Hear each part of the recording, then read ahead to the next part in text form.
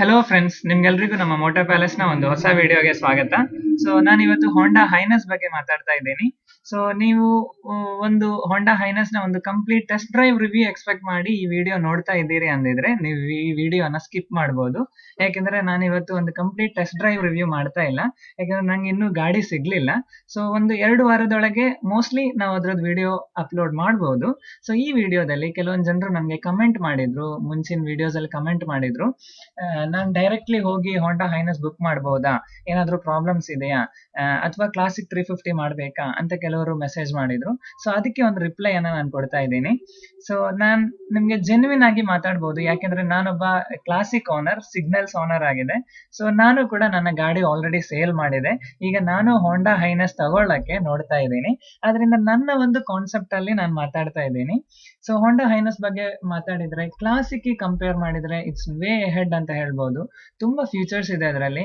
Traction control ಸಿಗ್ತದೆ, ನಿಮ್ಗೆ slipper clutch ಸಿಗ್ತದೆ. ಸೊ ಕ್ಲಚ್ ತುಂಬಾ ಲೈಟರ್ ಆಗಿರುತ್ತೆ, ಗಿಯರ್ ಶಿಫ್ಟಿಂಗ್ ತುಂಬಾ ಸಿಂಪಲ್ ಆಗಿರುತ್ತೆ. ಟ್ರಾಕ್ಷನ್ ಕಂಟ್ರೋಲ್ ಇರೋದ್ರಿಂದ ಬ್ಯಾಕ್ ವೀಲ್ ಸ್ಕಿಡ್ ಆಗದೆ ನೀವು ಗಾಡಿ ಓಡಿಸಬಹುದು. ಕರ್ವ್ಸ್ ಎಲ್ಲ ಒಳ್ಳೆ ಮಾಡಬಹುದು.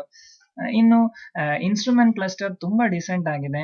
ನಮ್ಗೆ ಟ್ರಿಪ್ ಮೀಟರ್ ಬರ್ತದೆ, ಕ್ಲಾಸಿಕ್ ಕಂಪೇರ್ ಮಾಡಿದ್ರೆ ಫ್ಯೂಯಲ್ ಗೇಜ್ ಇದೆ, ಬ್ಲೂಟೂತ್ ಕನೆಕ್ಟಿವಿಟಿ ಇದೆ, ಈ ಎಲ್ಲ ಫ್ಯೂಚರ್ಸ್ ಇದೆ. ಸೊ ಒಂದು ವೇಳೆ ನೀವು ಕೇಳ್ಬೋದು, ಇವಾಗ ಹೊಸ ಬಂದಿರುವ ರಾಯಲ್ ಎನ್ಫೀಲ್ಡ್ ಮೀಟಿಯೋರ್ ಅಲ್ಲಿ ಕೂಡ ಇದೇ ತರ ಎಲ್ಲ ಸೆಟಪ್ಸ್ ಇದೆ ಅಲ್ವಾ, ಒಳ್ಳೆ ಇನ್ಸ್ಟ್ರೂಮೆಂಟ್ ಕ್ಲಸ್ಟರ್ ಇದೆ ಅಲ್ಲ ಅಂತ ನೀವು ಕೇಳ್ಬೋದು.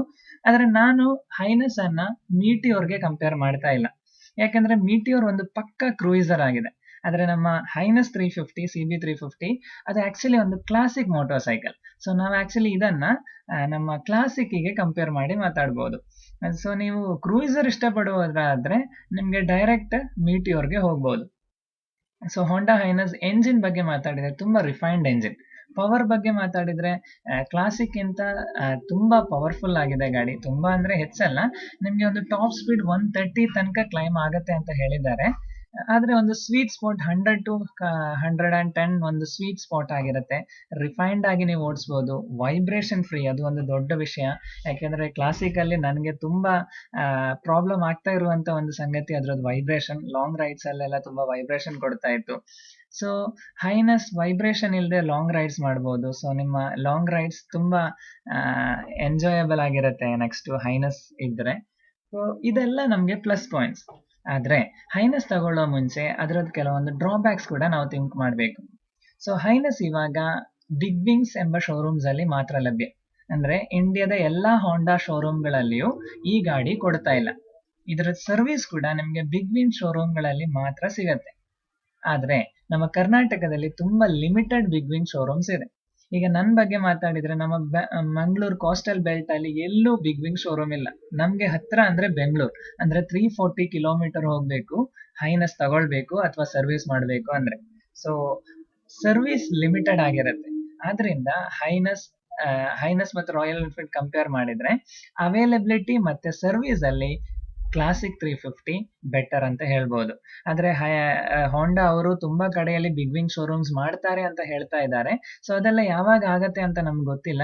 ಅದರಿಂದ ಸ್ಟ್ರೈಟ್ ಅವೇ ಹೋಗಿ ಹೋಂಡಾ ಹೈನಸ್ ತಗೊಳ್ಳೋ ಮುಂಚೆ ಬಿಗ್ ವಿಂಗ್ ಶೋರೂಮ್ ನಿಮ್ಮ ಹತ್ರ ಇದೆಯಾ, ಸರ್ವಿಸ್ ಸಿಗತ್ತಾ ಅಂತ ಥಿಂಕ್ ಮಾಡಿ, ಅದ್ರ ನಂತರ ಗಾಡಿ ತಗೊಳ್ಳಿ.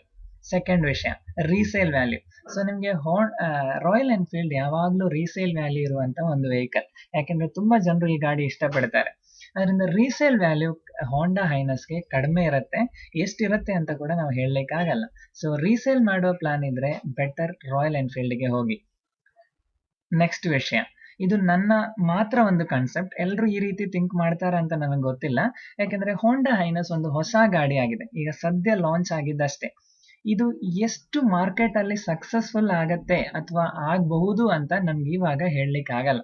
ಸೊ ಇದು ಎಷ್ಟು ಸಕ್ಸಸ್ ಆಗತ್ತೆ ಅಂತ ಗೊತ್ತಾಗ್ಲಿಕ್ಕೆ ಮಿನಿಮಮ್ 1 year ಆದ್ರೂ ಹೋಗ್ಬೇಕು. ಸೊ 1 year ಒಳಗೆ ಒಂದು ವೇಳೆ ಹೋಂಡಾ ಹೈನಸ್ ಸಕ್ಸಸ್ಫುಲ್ ಆಗ್ಲಿಲ್ಲ ಅಂದ್ರೆ ಮೇ ಬಿ ಅವ್ರು ಈ ಗಾಡಿಯನ್ನ ವಾಪಸ್ ತೆಗಿಬಹುದು ಅಥವಾ ಈ ಗಾಡಿಯನ್ನ ಇಂಡಿಯನ್ ಸೆಗ್ಮೆಂಟ್ ಇಂದ ತೆಗೆದು ಬಿಡಬಹುದು. ಸೊ ಇದು ನನ್ನ ಕಾನ್ಸೆಪ್ಟ್ ಮಾತ್ರ, ಎಲ್ಲರೂ ಈ ರೀತಿ ಥಿಂಕ್ ಮಾಡ್ತಾರೆ ಅಂತ ನಾನು ಹೇಳಲ್ಲ. ಸೊ ನಾನು ಹಾಗೆ ಥಿಂಕ್ ಮಾಡ್ತೀನಿ. ಒಂದು ವೇಳೆ ಇಟ್ಸ್ ಎ ಜಸ್ಟ್ ಒಂದು ಇಲ್ಯೂಷನ್ ಅಷ್ಟೇ, ಈಗ ಆಗ್ಬಹುದು ಅಂತ. ಒಂದು ವೇಳೆ ಇದು ಸಕ್ಸಸ್ ಆಗ್ಲಿಲ್ಲ ಅಂದ್ರೆ ತಗೊಂಡದವರಿಗೆ ವೇಸ್ಟ್ ಆಗತ್ತೆ. ಆದ್ರೆ ರಾಯಲ್ ಎನ್ಫೀಲ್ಡ್ ಆಗಲ್ಲ. ವರ್ಷಗಳಿಂದ ಇಂಡಿಯನ್ ಮಾರ್ಕೆಟ್ ಅಲ್ಲಿ ಇದೆ, ಇಂಡಿಯನ್ ಮಾರ್ಕೆಟ್ ಅಲ್ಲಿ ಗಾಡಿ ಸಕ್ಸಸ್ ಆಗಿದೆ. ಅದರಿಂದ ಇದನ್ನ ಮುಂದೆ ಕೂಡ ಅವ್ರು ಕಂಟಿನ್ಯೂ ಮಾಡ್ತಾರೆ ಅನ್ನೋದ್ರಲ್ಲಿ ಯಾವ ಡೌಟು ಇಲ್ಲ. So it's a different concept. So ಹಾಗೆ ಥಿಂಕ್ ಮಾಡಿದ್ರೆ ಅದು ಕೂಡ ಬರುತ್ತೆ, ಅದು ಕೂಡ ಒಂದು ಡ್ರಾಬ್ಯಾಕ್ ಆಗಿ ಇಟ್ಕೊಳ್ಬಹುದು. ಸೊ ಇದು ಬೇರೆ ಯಾರು ಹೇಳಿರ್ಲಿಕ್ಕಿಲ್ಲ. ನಾನು ಒಂದು ಹೈನಸ್ ತಗೊಳ್ಳೋ ಪ್ಲಾನ್ ಮಾಡುವಾಗ ನನ್ನ ಮನಸ್ಸಿನಲ್ಲಿ ಬಂದಿರುವ ಕೆಲವೊಂದು ಥಾಟ್ಸ್ ಮಾತ್ರ ಇದು. ಆದ್ರೆ ನಾವು ರಿಫೈನ್ಮೆಂಟ್ ಅಲ್ಲಿ ಅಥವಾ ಗಾಡಿ ಫ್ಯೂಚರ್ ಅಲ್ಲಿ ನೋಡಿದ್ರೆ, ಗಾಡಿ ಲುಕ್ ವೈಸ್ ನೋಡಿದ್ರೆ, ಮೇಂಟೆನೆನ್ಸ್ ನೋಡಿದ್ರೆ, ಇದರಲ್ಲೆಲ್ಲ ಹೋಂಡಾ ಹೈನಸ್ ವಿನ್ಸ್ ದ ರೇಸ್ ಅಂತ ಹೇಳ್ಬೋದು. ಅವರು ಟಾಪ್ ಪೊಸಿಷನ್ ಅಲ್ಲಿ ಇದ್ದಾರೆ. ಮೈಲೇಜ್ ಕೂಡ ರಾಯಲ್ ಎನ್ಫೀಲ್ಡ್ ಗಿಂತ ಹೋಂಡಾ ಹೈನಸ್ಗೆ ಹೆಚ್ಚಿದೆ. 40 ಎಬೋ ಮೈಲೇಜ್ ಸಿಟಿ ಕಂಡೀಷನ್ ಅಲ್ಲಿ ನೀವು ಎಕ್ಸ್ಪೆಕ್ಟ್ ಮಾಡಬಹುದು. ಮತ್ತೆ ಸರ್ವಿಸ್ ಕಾಸ್ಟ್ ಕೂಡ ಅಷ್ಟೇನು ಹೈ ಇಲ್ಲ. ಇನ್ನು ಆಕ್ಸೆಸರೀಸ್ ಬಗ್ಗೆ ಮಾತಾಡಿದ್ರೆ, ರಾಯಲ್ ಎನ್ಫೀಲ್ಡಿಗೆ ಸಿಗುವ ತರಾನೇ ಇವಾಗ ಆಕ್ಸೆಸರೀಸ್ ಹೋಂಡಾ ಹೈನಸ್ ಕೂಡ ಸಿಗ್ತದೆ. ಸೊ ಹೈನಸ್ ಆಕ್ಸೆಸರಿ ಕಾಸ್ಟ್ ಕೂಡ ರಾಯಲ್ ಎನ್ಫೀಲ್ಡ್ ಅಷ್ಟು ಇಲ್ಲ. ರಾಯಲ್ ಎನ್ಫೀಲ್ಡ್ ಗಿಂತ ಆಕ್ಸೆಸರಿ ಕಾಸ್ಟ್, ಅಥವಾ ನೀವು ಕ್ರಾಶ್ ಗಾರ್ಡ್ ಇರ್ಬೋದು, ಬ್ಯಾಕ್ ರೆಸ್ಟ್ ಇನ್ನೂ ಬರಬಹುದು. ಸೊ ಅಂತಹ ಎಲ್ಲ ಐಟಮ್ಸ್ಗೆ ರಾಯಲ್ ಎನ್ಫೀಲ್ಡ್ ಗಿಂತ ಪ್ರೈಸ್ ಕಡಿಮೆ ಇದೆ ಹೈನಸ್ಗೆ. ಸೊ ಓವರ್ ಆಲ್ ಕಂಪೇರ್ ಮಾಡಿದ್ರೆ ಫ್ಯೂಚರ್ ಅಲ್ಲಿ ಅಥವಾ ಸ್ಪೆಸಿಫಿಕೇಶನ್ ಅಲ್ಲಿ, ಟಾಪ್ ಸ್ಪೀಡ್ ಅಲ್ಲಿ, ರಿಫೈನ್ಮೆಂಟ್ ಅಲ್ಲಿ, ಇದರಲ್ಲೆಲ್ಲ ಹೋಂಡಾ ಹೈನಸ್ ರಾಯಲ್ ಎನ್ಫೀಲ್ಡ್ ಗಿಂತ ಬೆಟರ್ ಅಂತ ಹೇಳ್ಬೋದು. ಆದ್ರೆ ರೀಸೇಲ್ ವ್ಯಾಲ್ಯೂ, ಮಾರ್ಕೆಟ್ ವ್ಯಾಲ್ಯೂ ಎಲ್ಲ ನೋಡಿದ್ರೆ ರಾಯಲ್ ಎನ್ಫೀಲ್ಡ್ ಹೋಂಡಾ ಹೈನಸ್ ಗಿಂತ ವೇ ಅಹೆಡ್ ಆಗಿದೆ. ಸೊ ಇದೆಲ್ಲ ಮನಸ್ಸಿನಲ್ಲಿಟ್ಟು ನೀವು ಹೈನಸ್ ತಗೊಳ್ಬೇಕಾ ಬೇಡ ಅಂತ ಥಿಂಕ್ ಮಾಡ್ಬೋದು. ಇವನ್ ನಾನು ಕೂಡ ಕನ್ಫ್ಯೂಸ್ ಆಗಿದೆ, ಯಾವ ಗಾಡಿ ನೆಕ್ಸ್ಟ್ ಅಪ್ಗ್ರೇಡ್ ಮಾಡೋದು ಅಂತ ಗೊತ್ತಿಲ್ಲ. ಸೊ ನೀವು ಕೂಡ ಕಮೆಂಟ್ ಮಾಡ್ಬೋದು, ನನಗೆ ಯಾವ ಗಾಡಿ ಸ್ಯೂಟ್ ಆಗತ್ತೆ ಅಂತ ನಿಮ್ಗೆ ಕಮೆಂಟ್ ಮಾಡ್ಬೋದು. ಸೊ ಹೋಂಡಾ ಹೈನಸ್ ತಗೊಳ್ಬೇಕಾ, ಮಿಟಿಯೋರ್ 350 ತಗೊಳ್ಬೇಕಾ, ಡೊಮಿನಾರ್ ತಗೊಳ್ಳ ಅಥವಾ ಹಿಮಾಲಯನ್ ತಗೊಳ್ಳ ಅಂತ ನೀವು ಕೂಡ ಕಮೆಂಟ್ ಮಾಡ್ಬೋದು. ಸೊ ಇಷ್ಟೇ ನನ್ನ ಹೋಂಡಾ ಹೈನಸ್ ಬಗ್ಗೆ. ಯಾಕಂದ್ರೆ ನಾನು ಹೆಚ್ಚು ಮಾತಾಡಲ್ಲ, ಯಾಕಂದ್ರೆ ನಾನು ಅದಿನ್ನೂ ಟೆಸ್ಟ್ ಡ್ರೈವ್ ಮಾಡಲಿಲ್ಲ. ಟೆಸ್ಟ್ ಡ್ರೈವ್ ಮಾಡಿದ್ಮೇಲೆ ಖಂಡಿತ ಒಂದು ಕಂಪ್ಲೀಟ್ ರಿವ್ಯೂ ನಿಮಗೆ ಮಾಡ್ತೀನಿ. ಸೊ ನಮಗೆ ಸಪೋರ್ಟ್ ಕೊಟ್ಟಿದ್ದಕ್ಕೆ ನಿಮಗೆ ತುಂಬಾ ಧನ್ಯವಾದ. ನೆಕ್ಸ್ಟ್ ವಿಡಿಯೋದಲ್ಲಿ ನೋಡೋಣ. Until then, good bye.